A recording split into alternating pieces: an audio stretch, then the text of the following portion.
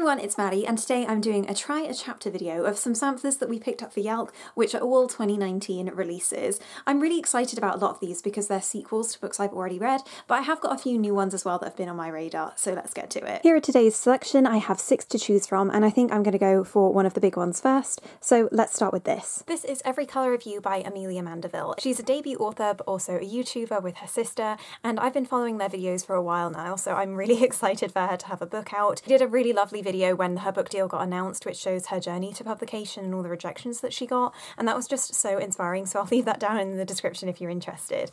But this is a love story between Zoe and Tristan, and the chapters alternate between their perspectives. I think I'm getting around 8 chapters in this sampler, so I'm just going to read it all. I think it's around 30 pages, and I'll let you know what I think.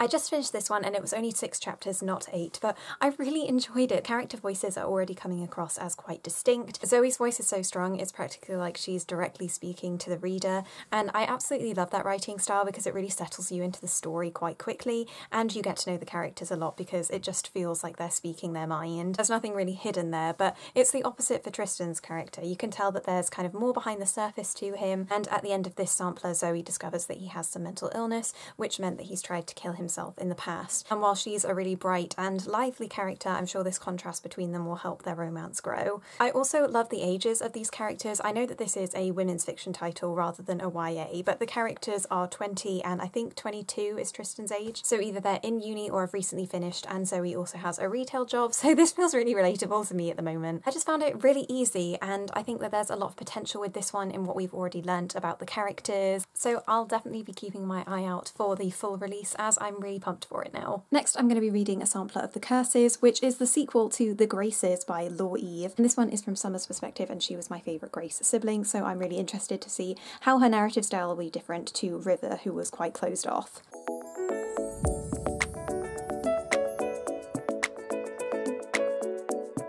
So the first 2 chapters of The Curses were definitely more atmospheric than Every Colour of You. There was so much description to what was going on, as in the first chapter they were having a midnight feast outside, and then the second chapter was telling you more about what happened after the events of the first book and how the plot is going to progress essentially with the main characters. We did a review of The Graces, and I'll leave that in the cards if you're interested, but we only gave it 3 stars because it wasn't everything we thought it would be, especially because it was one of the most hyped books that we'd been hearing about beforehand, and I loved Laure Eve's previous series, Fearsome Dreamer, but this is definitely putting her back on Fearsome Dreamer tracks because there seems to be a lot more going on in this book that would interest me. The thing that we didn't like about the first book was that it wasn't really certain whether magic was real or not, or if it was all something in other people's heads, whereas this definitely asserts which one is true. So I think I'm going to get on with The Curses a lot better than The Graces, and Summer's perspective is just a lot easier to enjoy than River's because she's an insider, not an outsider, and so there's less to learn. I really liked how you got a sense of the siblings' distinct personalities, as there are 3 members of the Grace family, and with Summer taking the lead as the perspective, I'm hoping that they appear more in the book. Next, I'm going to go for Noah Goes Nuclear by Simon James Green, which is an original short story that was available at YALC. I think this happens in between the first 2 books, so I've read Noah Can't Even but not the sequel, and I'm really excited to read this one because Simon James Green was just such a fun personality to witness at YALC, and now that I've met him, I think that's really going to change my reading experience. So Noah Goes Nuclear is all about a school trip that Noah's class is going on, and it focuses on their first night in the hotel with everybody swapping rooms. So Noah has to go to great lengths to convince the teacher that everyone is where they're supposed to be. It's just full of hijinks and humour. I laughed a couple of times within the first 10 pages. So I really enjoyed this one, and it was the perfect taster for this series and gave you a real sense of what it's about. So if you haven't picked up Noah Can't Even, then I definitely would if you're interested in something a little bit wacky and guaranteed to capture your attention with just how ridiculous it can get. Next, I'm going for The Devouring Grey by Lynn Herman. This is giving me thriller vibes, but also reminds me a lot of the title card of Riverdale. Oh look, there's even a diner on the back. I think this might actually be Riverdale fanfiction.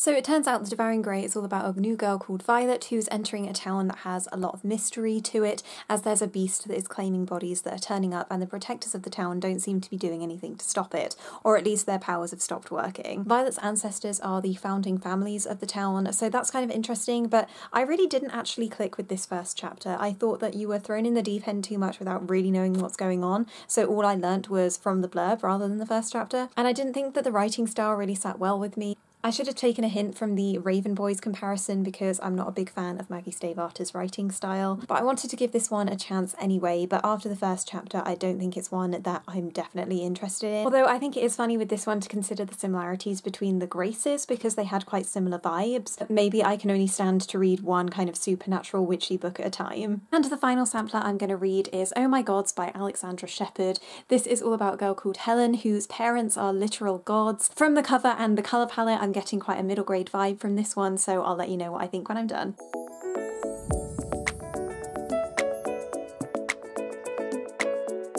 So I just finished reading the prologue and the first 2 chapters of this, and I really liked it. That's no surprise seeing as the comparisons are Geek Girl and The Princess Diaries, which are some of my favourite series, and they sit in the crossover period between YA and middle grade, so I think this is going to have great appeal to both of those audiences. The first couple of chapters don't really do much beyond world building and laying out the rules of what it's like being a god and how they can use their powers, but the main character Helen doesn't have any powers of her own. She has a rivalry with her sister Aphrodite, who is making life a little bit difficult with her as she does have powers, so that's an interesting contrast, but I don't really have a great sense of the plot. It's quite distinct from Percy Jackson as there aren't any life-threatening things getting in the way of Helen's life, but I am interested to see if the gods thing will be used more as just a shenanigans as part of Slice of Life, or if it will have a bigger story arc. Taking a more contemporary approach to this story rather than a fantasy one is definitely an interesting choice, and one that I'm excited to see unfold as I look out for other people's reviews. So that's it for my try-chapter video of these 2019 releases, and I'd have to say that my favourite was Every Colour of You by Amelia Mandeville, so that one is at the top of my TBR now. Thank you everyone so much for watching, and Bea will be doing her own version of one of these quite soon, so look forward to that one as well. We make bookish videos every week, so subscribe if you haven't already, and you can follow us on social media at Maddie and Bea on Twitter and Instagram, and those links are always in the description. I'll see you next time.